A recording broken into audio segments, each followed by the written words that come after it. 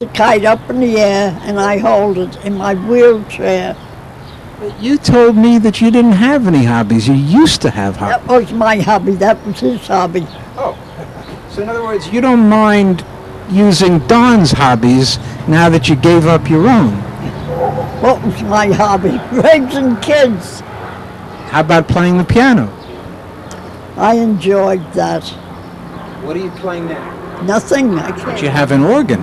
I can't read. I can't see the notes. Okay. So in other words, Mom doesn't know any songs by heart. Right. No, we had to play a piano in the house, and that used to be the favorite of all the parties. Player pianos. You know, you mentioned player piano. I'll tell you a great little thing that happened to me just the other day. I was walking by Prospect Park, and there was a guy at Main Street, and he was opening up the box, where they have the stoplight. And I said, gee, how does it work?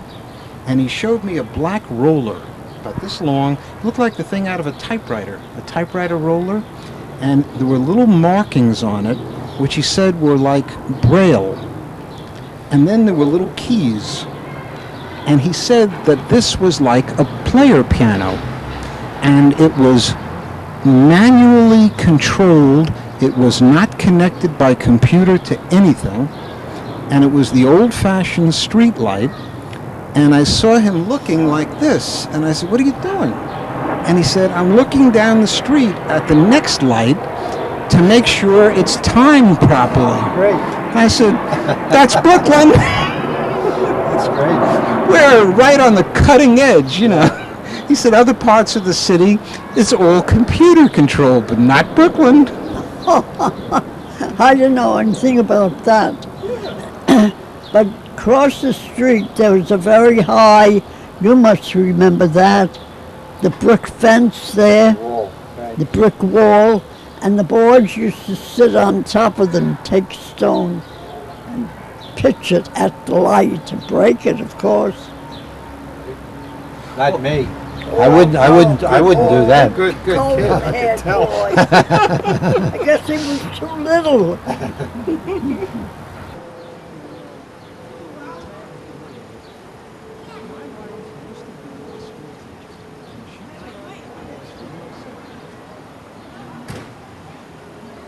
I don't know, when you get to this age, and Ruth can still remember PS 107, and the desk and the chair were all one piece, right? That's right. And they had a slot for your books, papers. Were the tops of the desks carved up by kids that were like juveniles? Yeah, they marked them up. And so even way back when you went to PS 107, the kids used to scratch up those desktops. Is that it? How they scratch it up? Write their names in it? Yeah. Carve their names right in the desk? I guess so.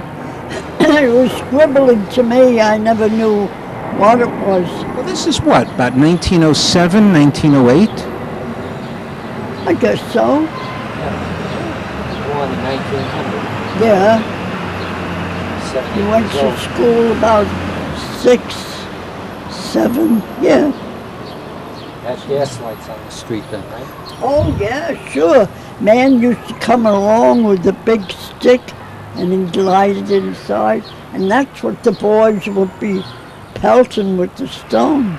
Okay, so the boys would pelt the gas lamps on top of the street poles, and there was a lamp lighter from the gas company. He'd come around at night to light it and come around in the morning to put it out. And the way he'd put it out was the same way you would snuff out a candle. He had a little cup with a stick. Yeah. Right?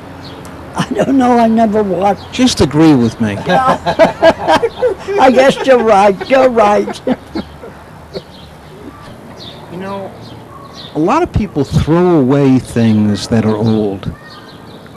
You should never do that because they have so much, meaning, Forget the value, the money. They just mean a lot. I know when we got electric, my father had a beautiful brass chandelier. It was beautiful. 4 arms sticking out. He threw it out.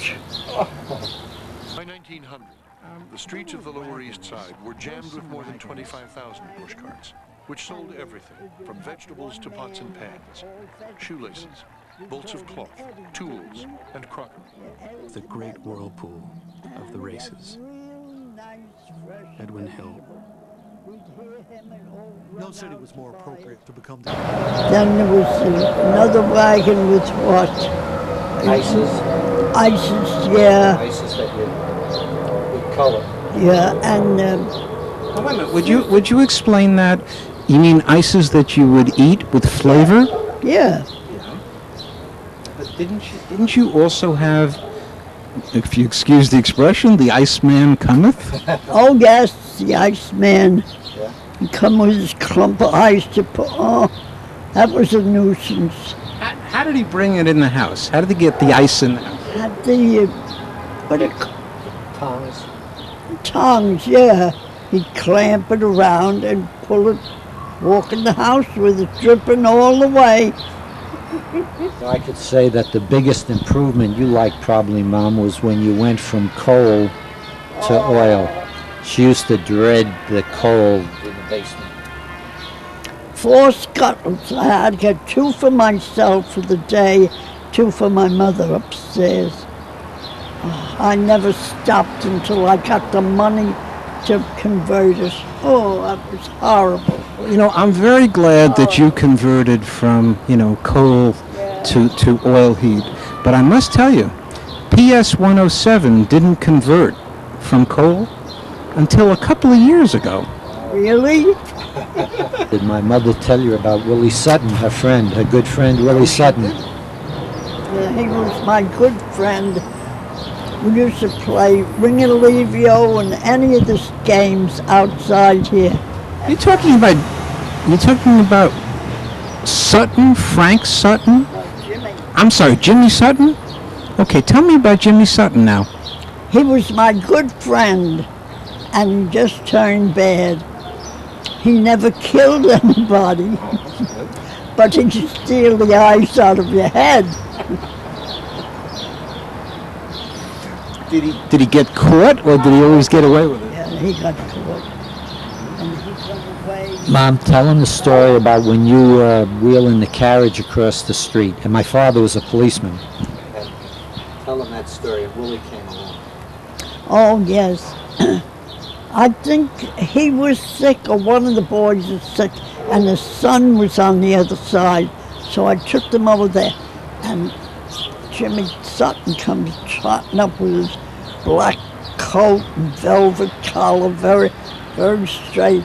I said, oh, I think his name was Willie. They called him Willie. Willie. But His name was Jimmy. Jimmy, you look wonderful. How are you?